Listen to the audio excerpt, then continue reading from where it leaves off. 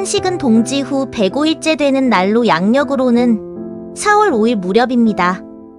일정 기간 불의 사용을 금하며 찬 음식을 먹는 고대 중국의 풍습에서 시작되었습니다.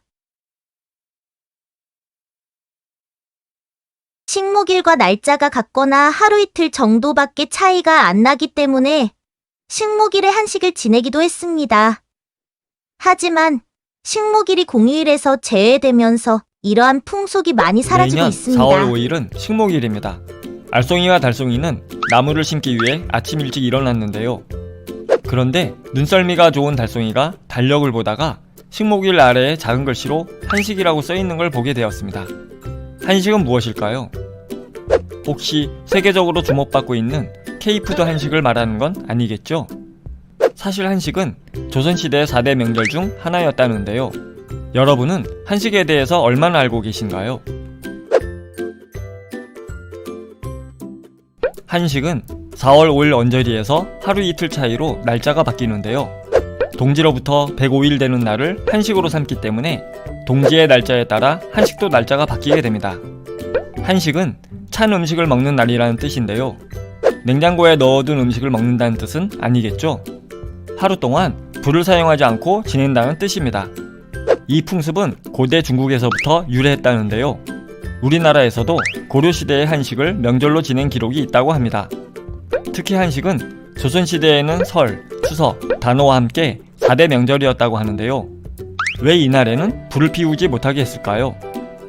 전해져 내려오는 유명한 이야기로는 계자추의 이야기가 있습니다. 계자추는 춘추시대의 중국 진나라 사람으로 진문공을 모시고 있었습니다. 그런데 진나라에서 권력 다툼이 일어나 진문공이 다른 나라로 유랑을 떠나게 되자 계자추는 진문공을 따라다니며 극진히 모셨습니다. 한 번은 진문공이 몹시 배가 고파 고기가 먹고 싶다고 하자 계자추는 자신의 허벅지 살을 베어 국을 끓여주었다고 하죠. 나중에 진문공은 진나라 왕이 되었는데요. 진문공은 옛 기억을 깜빡하고 계자추에게 상을 내리지 않았다고 합니다. 실망한 계자추는 산속으로 들어가 어머니와 함께 살았는데요. 뒤늦게 이 사실을 알게 된 진문공은 산을 찾아가 그를 찾았는데요. 깊은 산속으로 들어간 계자추를 찾을 수 없었습니다. 할 수 없이 진문공은 계자추를 나오게 하기 위해 산에 불을 질렀는데요.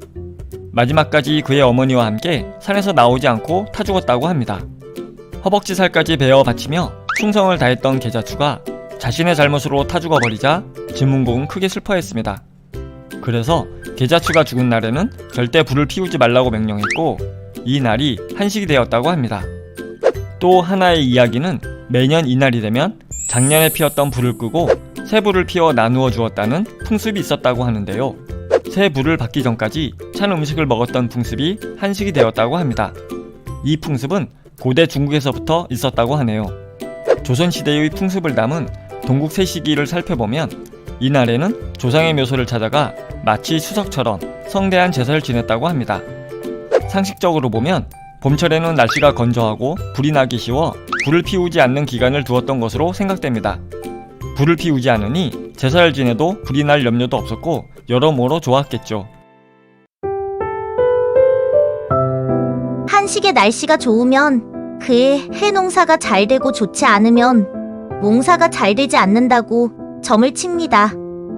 한식날 바람이 잔잔하게 불면 그의 해 농작물은 풍년이 들고 바다에는 풍어가 든다는 믿음이 있습니다.